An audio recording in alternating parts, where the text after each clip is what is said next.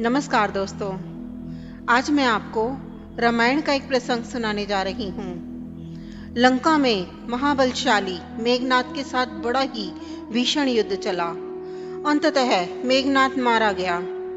रावण जो अब तक मद में चूर था, राम सेना खास तौर पर लक्ष्मण का पराक्रम सुनकर थोड़ा तनाव में आया। रावण को कुछ दुखी देखकर रावण की मां कैकसी ने उसके पाताल में बसे दो भाइयों अहिरावण और महिरावण की याद दिलाई। लंका का राजा बनने के बाद उनकी सुधि नहीं रही थी। रावण यह भली प्रकार जानता था कि अहिरावण व महिरावण तंत्र मंत्र के महापंडित, जादू टोने के धनी और मां कामाक्षी के परम भक्त हैं। रावण ने उन्हें बुला भेजा और कहा कि वह अपने छल बल कौशल से श्री राम व लक्ष्मण का सफाया कर दें। यह बात दूतों के जरिए विभीषण को पता लग गई। युद्ध में अहिरावण व महिरावण जैसे परम मायावी के शामिल होने से विभीषण चिंता में पड़ गए। विभीषण को लगा कि भगवान श्री राम और लक्ष्मण की सुरक्षा व्यवस्था और कड़ी करनी पड़ेगी। इसके लिए उन्हें सबसे बेहतर लगा कि इसका जिम्मा परमवीर हनुमान जी को सौंप दिया जाए। राम लक्ष्मण की कुटिया लंका में सुवेल पर्वत पर बनी थी। हनुमान जी ने भगवान श्री राम की कुटिया के चारों ओर एक सुरक्षा घेरा खींच दिया। कोई जादू टोना, तंत्र मंत्र का असर या मायावी राक्षस इसके भीतर नहीं घुस सकता था। अहिरावण और महिरावण श्री राम और लक्ष्मण को मारने उनकी कुटिया तक पहुंचे, पर इस सुरक्षा घेरे के आगे उनकी एक नहीं चली, असफल रहे। ऐसे में उन्होंने एक चाल चली। महिरावण विभीषण का रूप धर के कुटिया में घुस गया। राम व लक्ष्मण पत्थर की सपाट शिलाओं पर गहरी नींद में सो रहे थे।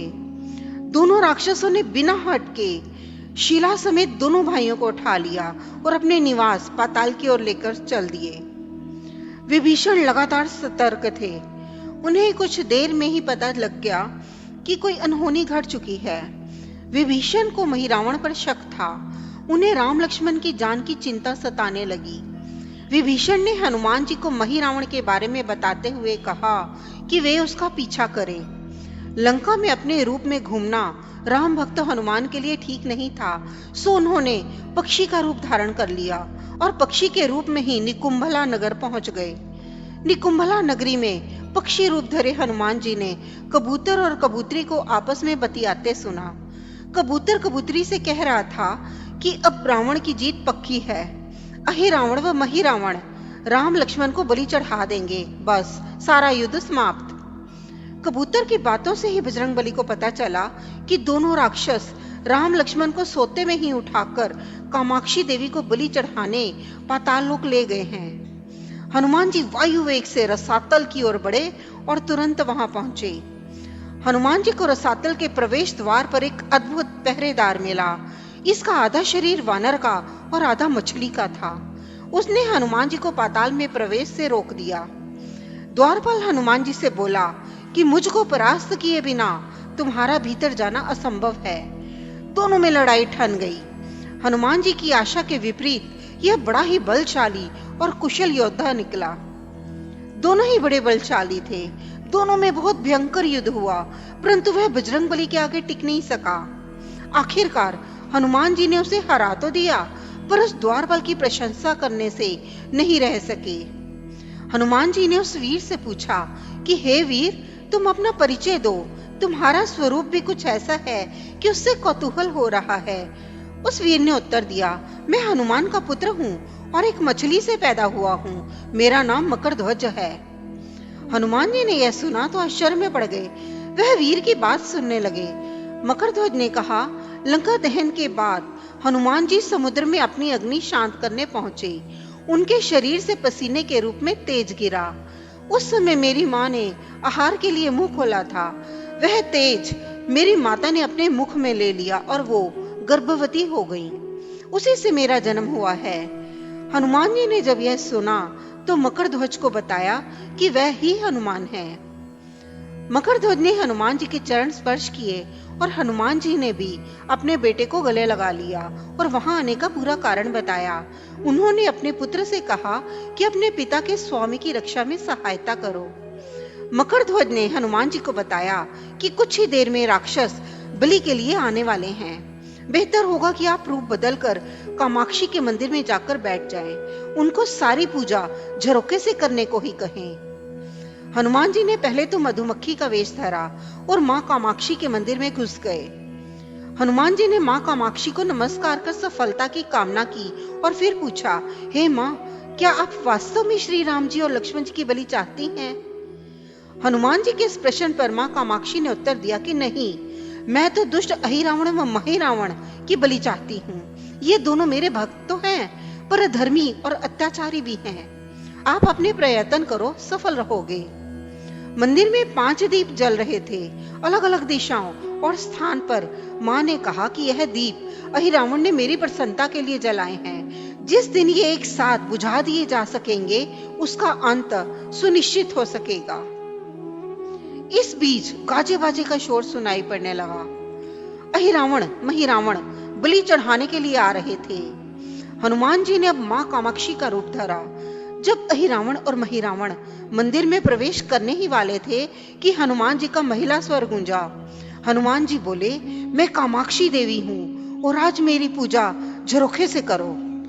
झरोखे से पूजा आरंभ हुई। ढेर सारा चढ़ावा माँ कामाक्षी को झरोखे से चढ़ाया जाने लगा। अंत में बंधक बलि के रूप में राम लक्ष्मण को भी उसी से डाला गया। दोनों बंधन में बेहोश थे। हनुमान जी ने तुरंत उन्हें बंधन मुक्त किया। अब पाताल लोक से निकलने की बारी थी, पर उससे पहले माँ कामाक्षी के सामने अहिरावण महिरावण की बलि देकर उनकी इच्छा पूरी करना और दोनों राक्षसों को उनके किए की सजा देना शेष था। अब हनुमान जी ने मकरध्वज को कहा कि वह अचेत अवस्था में लेटे हुए भगवान राम और लक्ष्मण का खास ख्याल रखें और उसके साथ मिलकर दोनों राक्षसों के खिलाफ युद्ध छेड़ दिया।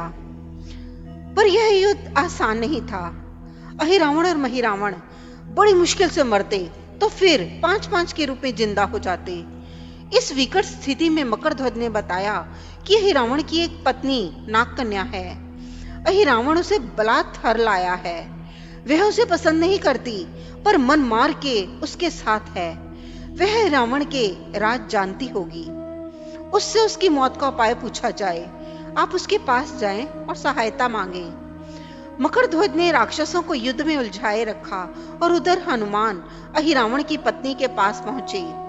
नागकन्या से उन्होंने कहा कि यदि तुम अहिरावण के मृत्यु का भेद बता दो तो हम उसे मारकर तुम्हें उसके चंगुल से मुक्ति दिला देंगे। अहिरावण की पत्नी ने कहा, मेरा नाम चित्रसेना है। मैं भगवान विष्णु की भक्त हूँ। मेरे रूप पर अहिरावण मर मिटा और मेरा अपहरण कर यहाँ कैद किए हुए है, पर मैं उसे नहीं चाहती। लेकिन मैं अहिरावण का भेद तभी बताऊंगी जब मेरी इच्छा पूरी की जाएगी। हनुमान जी ने अहिरावण की पत्नी नागकन्या चित्रसेना से पूछा कि आप अहिरावण की मृत्यु का रहस्य बताने के बदले में क्या चाहती हैं? आप मुझसे अपनी शर्त बताएं, मैं उसे जरूर पूरी करूंगा। चित्रसेना ने कहा, दुर्भाग्य से अहिरावण जैसा असुर मुझे हर लाया। इससे मेरा जीवन खराब हो गया। मैं अपने दुर्भाग्य को सौभाग्य में बदलना चाहती हूँ। अगर आप मेरा विवाह श्री राम से कराने का वचन दें तो मैं अहिरावण के वध का रहस्य बताऊंगी। हनुमान जी सोच में पड़ गए। भगवान श्री राम तो एक पत्नी निष्ठ है। अपनी धर्मपत्नी देवी सीता को मुक्त कराने के लिए असुरों से युद्ध कर रहे हैं। वे किसी और से विवाह की बात तो कभी नहीं स्वीकारेंगे। मैं कैसे वचन दे सकता हूँ? फिर सोचने लगे कि यदि समय पर उचित निर्णय नहीं लिया तो स्वामी के प्राण ही संकट में हैं। असमंजस की स्थिति में बेचैन हनुमान जी ने ऐसी राह निकाली कि सांप भी मर जाए और लाठी भी ना टूटे। हनुमान जी बोले, तुम्हारी शर्त स्वीकार है, पर हमारी भी एक शर्त है। यह विवाह तभी होगा जब तुम्हारे साथ भगवान राम जिस पलंग पर आसीन होंगे वह सही सलामत रहना चाहिए। यदि वह टूटा तो इसे अपशकुन मानकर वचन से पीछे हट जाऊंगा। जब महाकाय अहिरावण के बैठने से पलंग नहीं टूटता तो भला श्री राम के बैठने से कैसे टूटेगा?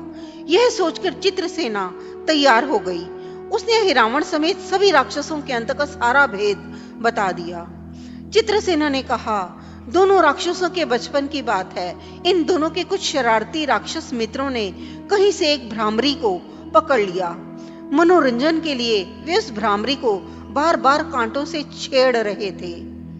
भ्रामरी साधारण भ्रामरी नहीं थी, वह भी बहुत मायावी थी, किंतु किसी कारणवश वह पकड़ में आ गई थी। भ्रामरी की पीड़ा सुनकर अहिरावण और महिरावण को दया आ गई और अपने मित्रों से लड़कर उसे छुड़ा दिया। मायावी भ्रामरी का पति भी अपनी पत्नी की पीड़ा सुनकर आया था। अपनी पत्नी की मुक्ति से प्रसन्न होकर उस भौरे ने वचन दिया था कि तुम्हारे उपकार का बदला हम सभी भ्रमर जाति मिलकर चुकाएंगे। ये भौरे अधिकतर समय शयन कक्ष के पास रहते हैं। ये सब बड़ी भारी संख्या में हैं। दोनों राक्षसों को जब भी मारने का प्रयास हुआ है और ये मरने को हो जाते हैं, तब भ्रमर उनके मुख में एक बूंद अमृत का डाल देते हैं। उस अमृत के कारण ये दोनों राक्षस मरकर भी जिंदा हो जाते हैं। इनके कई कई रूप उसी अमृत के कारण हैं। इन्हें जितनी बार फिर से जीवन दिया गया, उनके उतने नए रूप बन गए हैं। इसलिए आपको पहले इन भंवरों को मारना होगा। हनुमान जी रहस्य जानकर लौटे।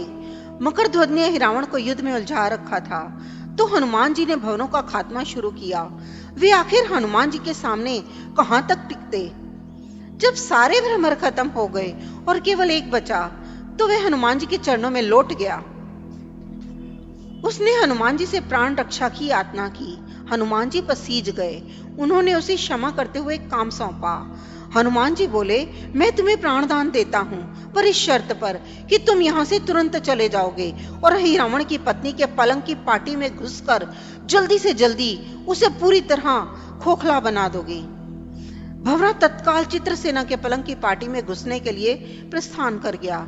इधर अहिरावण और महिरावण को अपने चमत्कार के लुप्त होने से बहुत अचरज हुआ, पर उन्होंने मायावी युद्ध जारी रखा। भ्रमरों को हनुमान जी ने समाप्त कर दिया। फिर भी हनुमान जी और मकरध्वज के हाथों अहिरावण और महिरावण का अंत नहीं हो पा रहा था। यह देखकर हनुमान जी कुछ चिंतित हुए। फिर उन्हें कामाक्षी देवी का वचन याद आया। देवी ने बताया था कि अहिरावण की सिद्धि है कि जब पांचों दीपकों को एक साथ बुझाया जाएगा, तभी वे नए नए रूप धारण करने में असमर्थ होंगे और उनका वध हो सकेगा। हनुमान जी ने तत्काल पंचमुखी रूप धारण कर लिया। उत्तर दिशा में वराह मुख, दक्षिण दिशा में नरसिंह मुख, पश्चिम में गरुड़ मुख, आकाश की ओर हैग्रीव मुख एवं पूर्व दिशा में हनुमान मुख। उसके बाद हनुमान जी ने अपने पांचों मुख द्वारा एक साथ पांचों दीपक बुझा दिए। अब उनके बार बार पैदा होने और लंबे समय तक जिंदा रहने की सारी आशंकाएं समाप्त हो गई थी। हनुमान जी और मकरध्वज के हाथों शीघ्र ही दोनों राक्षस मारे गए। इसके बाद उन्होंने श्री राम और लक्ष्मण जी की मूर्छा दूर करने के लिए उपाय किए।